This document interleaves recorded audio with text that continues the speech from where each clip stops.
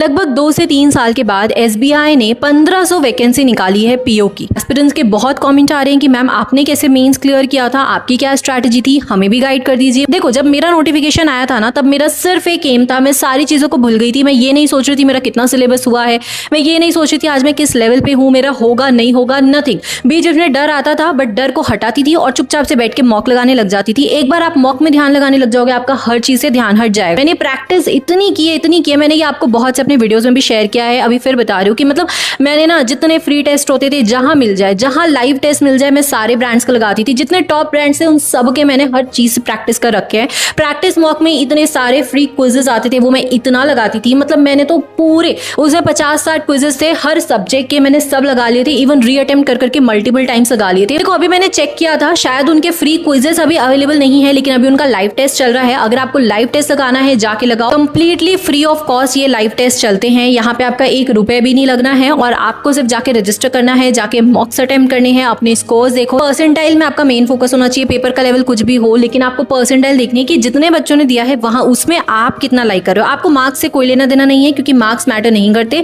Percentile देखना, accuracy देखना, ये दोनों 90+ होनी चाहिए। आप इजीली एग्जाम क्लियर करोगे। प्रीलिम्स आई थिंक आपका अगस्त सितंबर में है, उसके बाद आपका 1 महीने बाद मेंस होगा। साइकोमेट्री, इंटरव्यू, ये सब के लिए आपको टाइम मिल जाएगा, लेकिन प्री और मेंस के लिए बिल्कुल टाइम नहीं मिलेगा। मेन चीज है कि आपको मेंस में एज लेना है जितना ज्यादा से ज्यादा हो सके, और आपको प्री भी लेकर चलना है, क्योंकि प्री का लेवल भी यहाँ अच्छा आता है। 50% टाइम आप प्रीलिम्स में देकर चलो और 50% टाइम मेंस में देकर चलो। दोनों को इक्वली दो। जब आपका प्री का एडमिट कार्ड आउट हो जाएगा, या फिर उस टाइम पे जब आपके पास 14-15 दिन बचेंगे, तब आप जाकर दिन के 2-3 दिन प्री के मॉक लगाना। अभी आप डेली एक प्री का मॉक लगाओ और एक मेंस का मॉक लगाओ। यहाँ पे जो है आपको कॉन्सेप्चुअल क्लैरिटी चाहिए होती है, आपका सिलेबस कवरेज चाहिए होता है। अच्छा, आप चीजें स्किप कर करके चल रहे हो तो बहुत डिफिकल्ट है उसको कवर करना, वहां से मार्क्स आप गेन नहीं कर पाओगे।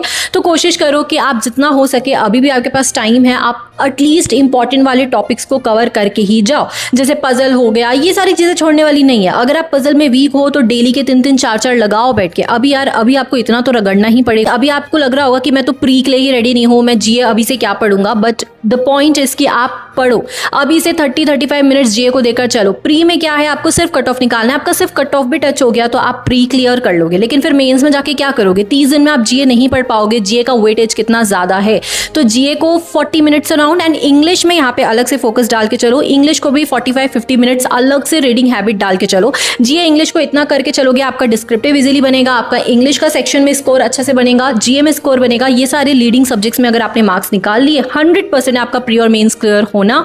इंटरव्यू वगैरह कैसे देखना है वो तो हम बाद में देख लेंगे। फिलहाल फोकस होना चाहिए प्री मेंस, और वो ऐसे ही निकलेगा।